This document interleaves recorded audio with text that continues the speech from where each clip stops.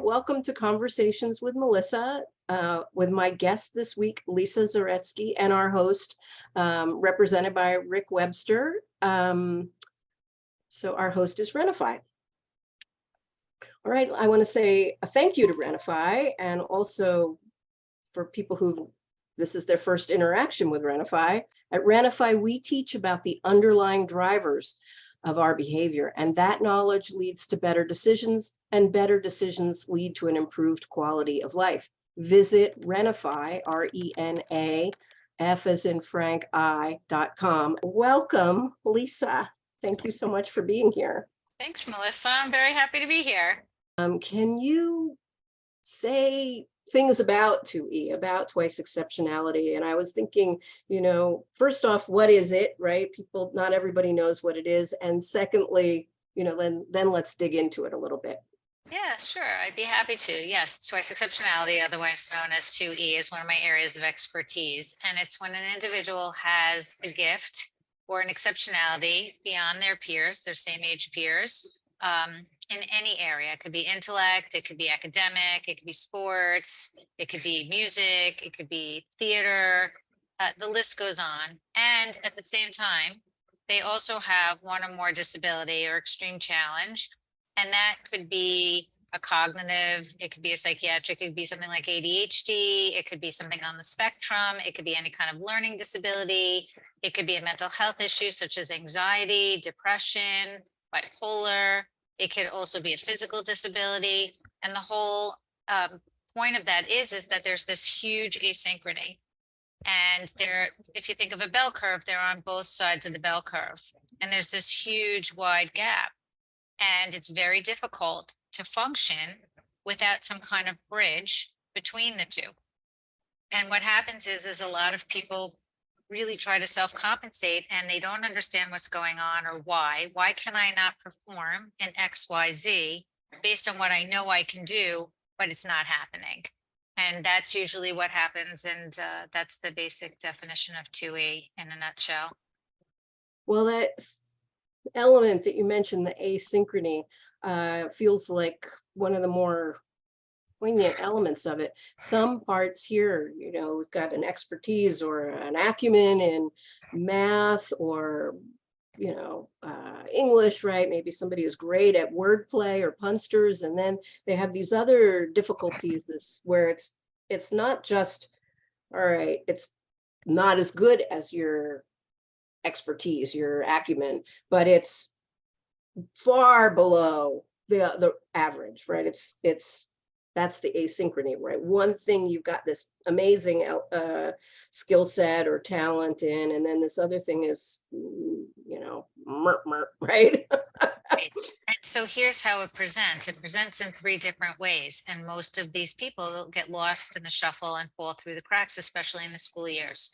So either the gifts typically hide the disabilities, and the person is struggling, the child, and then it follows them into adulthood, and they don't understand why they're struggling, and they're called lazy, they're told they're not trying hard enough, amongst a few, and they're struggling in all different ways. They may be performing in school, but it could be taking them a very long time to do their work at home, and they're getting no sleep, or they're struggling, or they're reteaching themselves, or it's taking them a very long time to get through due to slow processing speed. There's so many different aspects there. And then there's another type, which is when the disability masks the gift, and that child or that adult is only seen for their disability. And they have all these gifts that are not nurtured, they're not identifying with, they're not validated for. And then that creates a whole host of issues. And then the third way that Twice Exceptionality expresses itself is when the gifts and the disabilities cancel out each other and the child or the adult looks average. And so then they're not getting any of their needs met on either end of the spectrum. They're not getting their gifts and their talents nurtured and supported, and they're not getting their disabilities or challenges supported. They're not getting intervention for it, remediated, whatever it may be. And when the best practice for Twice Exceptionality is that dual differentiation. So when you're simultaneously supporting and nurturing the gifts and talents and you're also supporting and remediating, or at some age adapting for those disabilities and those challenges.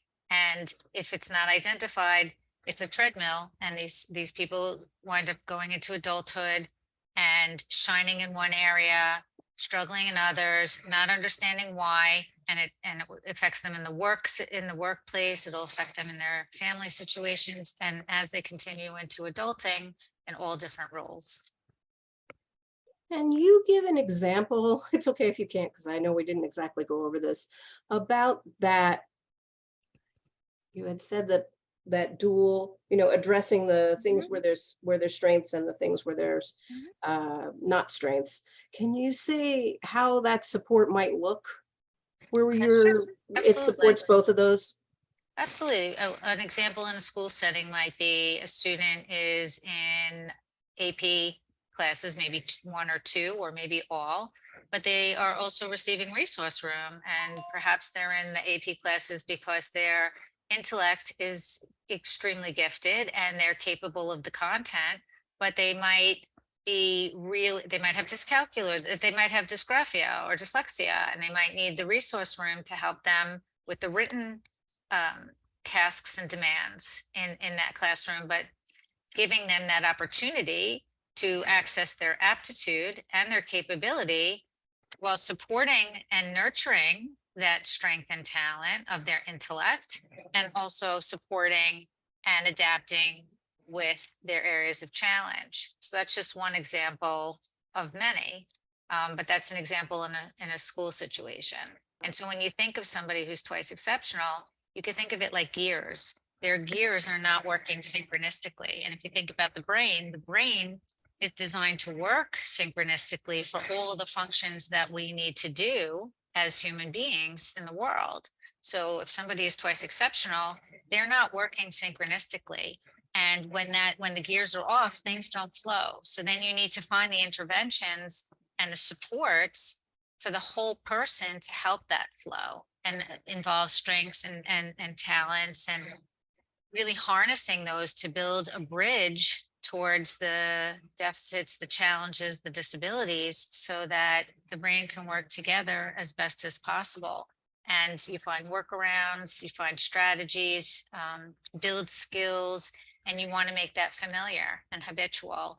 And once they have success and they're able to actually access their aptitude, their capability, and even expand it, then the social, emotional, and the mental health can be worked on. And then they can see, who they truly are accurately. But it takes a lot of work because they've been beaten down and very confused, and looking at their peers that are the same as them intellectually and otherwise, and not understanding why they're struggling, and yet they're just as intelligent or they're just as talented as their peers in XYZ.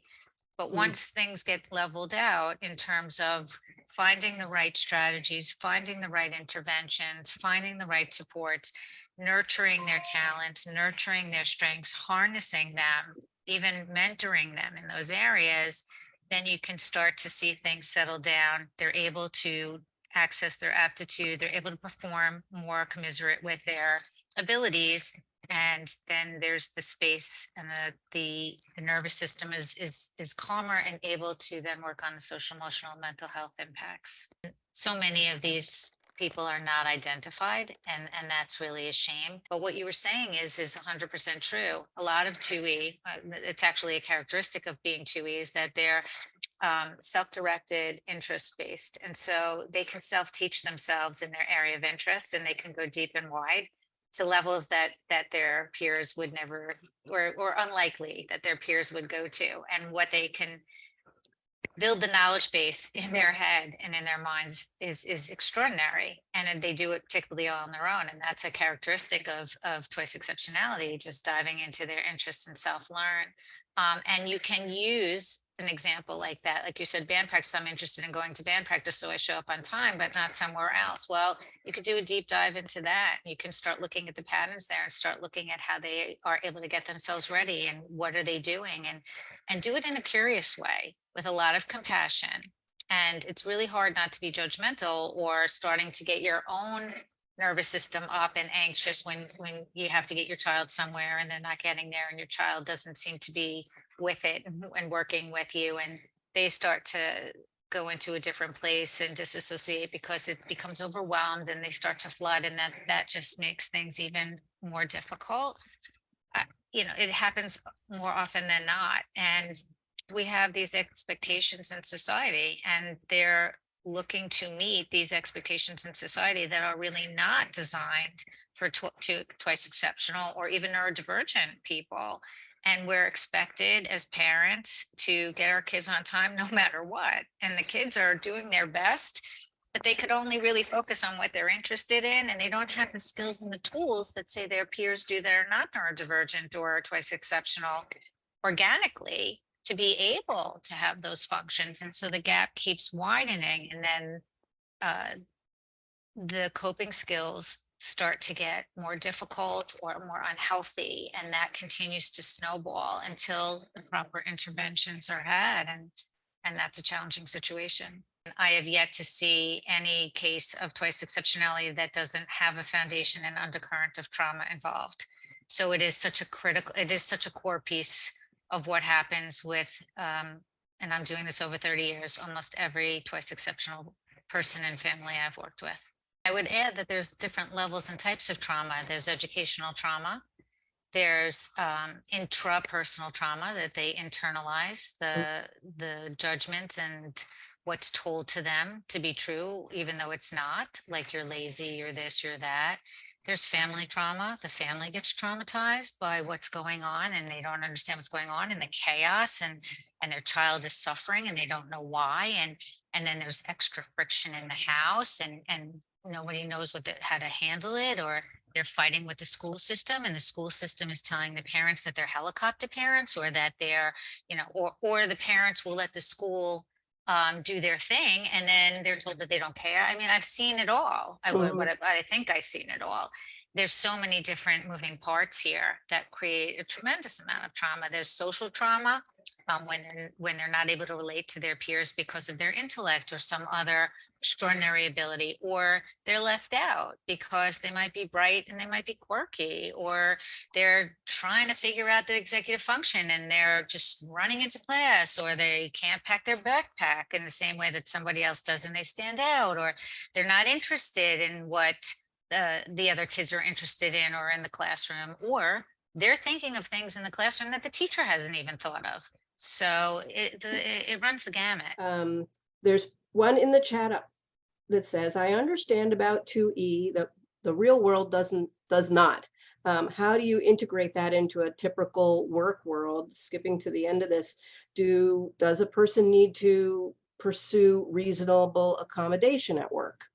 So that's a great question. And that's the work world is even less explored than the K through 12 world. And second to that is the college and higher education world. And then the work world is really limited. And that's a really challenging situation because it's very individual and it really depends on the work environment itself. A lot of work environments are not neurodivergent friendly, and that's just a reality of where we are in the world and in life right now. And that's really a shame.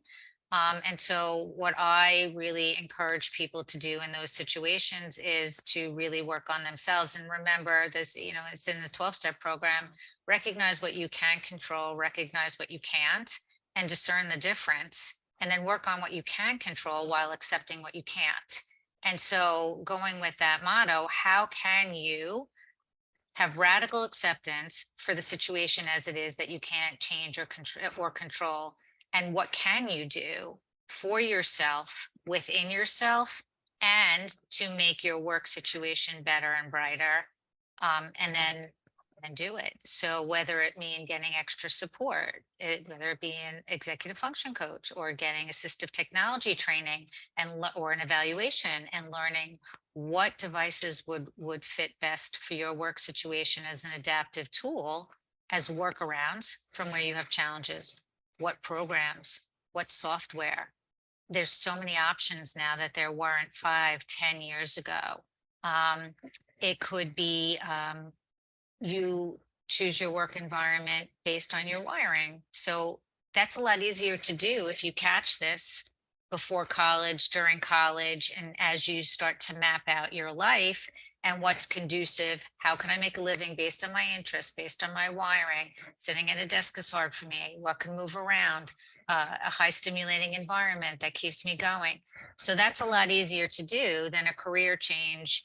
And a career change at 30 or 40 is a lot easier than a career change at 50, 60 or beyond. And once you unlayer the onion with the right people who really get this, who get not just their discipline to evaluate you, but they also really get what 2E is and they get what neurodivergence is. They understand all these moving parts. They understand the impact on that person. They understand that a team is usually needed to support the social emotional, the mental health, that particular discipline. And also you don't want to overwhelm the person. So you want to be working as a team, a multidisciplinary team, to prioritize so that it's manageable for that individual, for the family. There's a lot of things that go into it.